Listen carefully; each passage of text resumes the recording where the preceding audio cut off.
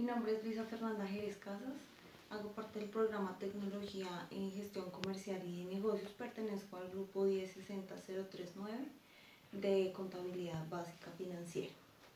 Soy auxiliar contable y mis funciones son apoyar al contador en operaciones comerciales, gestión de inventarios, facturación, conciliaciones bancarias, elaboración de informes, proyección de estados financieros y preparación de declaraciones fiscales. Historia de la contabilidad. Los primeros hechos de la contabilidad se dieron en la época de la esclavitud, en donde el esclavo más inteligente llevaba la contabilidad de otros esclavos, en donde pues todos eran tratados como bienes. Luego, en la época del feudalismo, donde predominó la contabilidad romana, apareció el método de la partida doble y los libros auxiliares. La contabilidad es un sistema de información encargado del registro, elaboración y la comunicación de la información de naturaleza económica financiera, con el fin de que las personas involucradas puedan analizar la información y tomar decisiones. Ciclo contable está compuesto por tres partes: está la entrada, proceso de la información y salida de la información. En la entrada de la información se da la recolección de la información de todos los movimientos contables. En el proceso de la información se hace un resumen de la información recopilada mediante documentos en la entrada, y en la salida de la información se presentan los estados financieros ante los órganos competentes. Las cuentas según su naturaleza. Están las cuentas de naturaleza débito y la naturaleza crédito. El comportamiento de las cuentas de la naturaleza crédito: el saldo de la cuenta siempre aumenta cuando se hacen registros en el débito y disminuyen cuando se hacen registros en el crédito. En las cuentas de naturaleza crédito, el saldo de la cuenta aumenta cuando se hacen registros en el crédito y disminuye con registros en el débito. Cuentas según el estado de la situación financiera. 1. Activos. Son los bienes, derechos y cualquier recurso controlado económicamente con la que se desarrolla la actividad económica. 2. Pasivos. Son las obligaciones o deudas en las que la empresa incurre en el ejercicio de su actividad. 3. Patrimonio neto es lo que queda de la empresa luego de restar los pasivos de los activos. Cuentas según el estado de resultados. 4. Nominales de ingreso, que corresponden a los ingresos por ventas de bienes o servicios, arrendamientos, intereses, etc. Disminuyen con las devoluciones o las anulaciones. 5. Nominales de gastos, son todos los gastos necesarios para la producción de la renta. 6. Nominales de costo, está compuesto por los costos de producción y venta. Y 7. Costos de producción u operación, que son para las empresas manufactureras, y allí se registran todas las materias primas, mano de obra necesarios para la producción de su producto. Plan de cuentas. El plan de cuentas se usa para el registro de todas las operaciones contables y la presentación de los estados financieros. El más usado en el ámbito del aprendizaje es la cuenta T.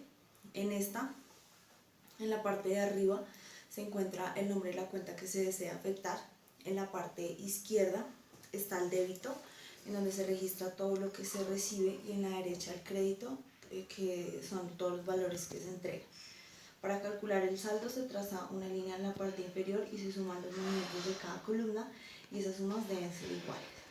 Partida doble.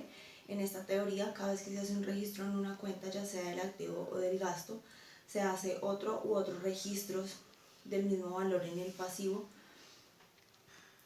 patrimonio o de ingresos. El saldo de la cuenta sirve para elaborar los estados financieros. Método de la ecuación contable. En esta, pues el activo es igual al pasivo más el patrimonio. Balance de comprobación de saldos. El estado de situación financiera de comprobación o balance de comprobación es el resultado de tomar todos los saldos de las cuentas en referencia, que bien pueden ser de libros auxiliares de contabilidad o también del libro mayor y balances. Soportes o registros contables. El proceso contable se documenta a través de los soportes contables, y estos soportes deben tener la siguiente información: el nombre o razón social de la empresa, nombre, número y fecha del comprobante, descripción del contenido del documento y las firmas de los responsables de la elaboración, del revisor, de quien lo aprueba y de quien lo contabiliza. El inventario periódico es un sistema de inventario que se hace cada cierto tiempo, puede ser mensual, semestral o anual, En este sistema basta con conocer las entradas de un periodo y realizar un recuento físico al final del periodo que ponga en manifiesto las existencias finales. Posteriormente, se procede a la valoración de estas existencias finales aplicando el criterio que proceda, ya sea primeros en entrar, primeros en salir, o últimos en entrar, primeros en salir. Y el valor de las salidas. El coste de mercancías vendidas se obtiene aplicando la expresión entradas iniciales más compras menos existencias finales. El IVA es un impuesto indirecto que grava la adquisición de bienes y prestación de servicios nacionales y también de las importaciones. En general, cuando las empresas adquieren bienes y servicios, soportan o pagan un IVA, y cuando venden productos o prestan servicios, repercuten o cobran un IVA.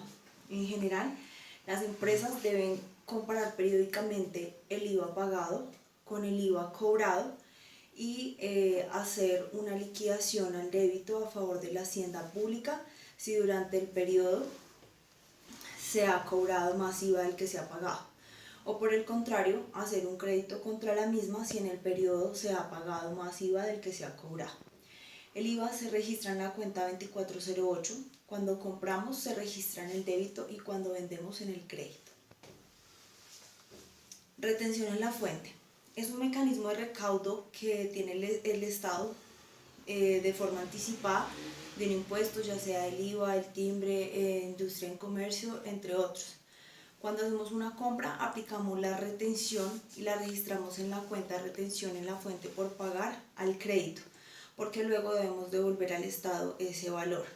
Y cuando vendemos, registramos la retención como anticipo de impuesto de renta y complementario al débito, porque es un pago de impuesto hecho por nosotros por adelantado. Estados financieros.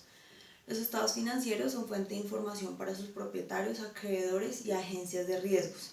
Su responsabilidad está a cargo del gerente y del contador, quienes deben certificarlos y acompañarlos del informe del revisor fiscal y de gestión de la gerencia para la aprobación de la junta directiva y su respectiva publicación antes de presentarlos a los órganos de decisión y su respectiva discusión en las juntas de socios o asambleas generales.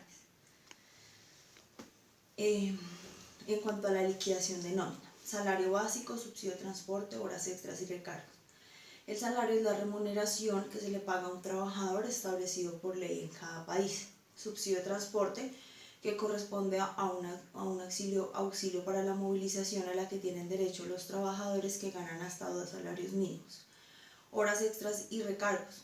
Las horas extras son las que superan las 8 horas diarias laboradas. Pueden ser horas extras diurnas entre 6 de la mañana y 9 de la noche, horas extras nocturnas entre 9 de la noche y 6 de la mañana. También están las horas extras diurnas festivas, nocturnas festivas, que son las laboradas los dominicales o festivos. También podemos encontrar los recargos por pagos de dominicales no compensados o los recargos nocturnos. Cada uno tiene un porcentaje establecido por ley y se liquidan multiplicando la cantidad de horas extras o recargos laborados por el porcentaje ya establecido de acuerdo al salario básico del trabajador. Los descuentos que se hacen en la nómina son primero salud y pensión. A cada trabajador se le descuenta el 4% del total de vengado menos el auxilio de transporte por cada concepto, por salud y por pensión. Los embargos, existen los embargos comerciales, que son embargos por concepto de deudas a alguna entidad comercial y se hacen por medio de una orden judicial. Se deduce del salario de vengado la quinta parte del excedente del salario mínimo, y el embargo por alimentos es una deducción por incumplimiento de obligaciones como padres y se deduce el porcentaje indicado por el juez menos el auxilio de transporte si este le fuera aplicado al trabajador. Los descuentos voluntarios ya son descuentos autorizados por el empleador, ya sea con fines de ahorros programados, cooperativas, entre otros. Las apropiaciones son los aportes obligatorios de la empresa a cesantías, intereses a cesantías, prima y vacaciones, y se liquidan sobre el valor del total de vengado, a excepción de las vacaciones, a las cuales se les descuenta el valor del subsidio de transporte. Los parafiscales. ARL es obligatorio para todas las empresas pagarlo y se liquida de acuerdo al tipo de riesgo a la que está sometido el trabajador. Ese porcentaje por el total de vengado menos el auxilio de transporte. El subsidio familiar, el empleador está obligado a pagar el 4% del valor de vengado menos el auxilio de transporte. Y SENA e ICBF es obligatorio por cada empleado que tenga ingresos superiores a 10 salarios mínimos. Contabilización de la nómina. En el débito se registra el salario básico, las horas extras y recargos y el auxilio de transporte. Y en el crédito se colocan todas las deducciones y el total neto pagado, y esto nos debe dar sumas iguales. Mis aprendizajes del curso, pues en la actividad 1, con el video aprendí que debemos dar todo de nosotros mismos sin importar lo que digan los demás, no limitarnos sino entregarnos al máximo.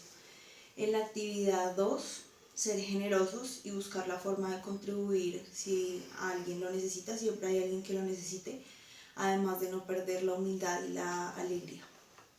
Y en la actividad 3, pues conocí por medio de los aportes de todos los compañeros las clases de contratos, las funcionalidades de los contratos de aprendiz SENA, así como también los efectos de los periodos de prueba. Y mis observaciones, pues me sirvieron mucho las actividades, sobre todo lo que fueron los simulacros, sobre todo los simuladores, que me llevaron a analizar y poner en práctica los conocimientos adquiridos en el entorno de conocimiento, y como los pude aplicar, pues ya sé cómo funcionan y ya puedo llevarlos a poner en práctica en mi ámbito laboral. Muchas gracias.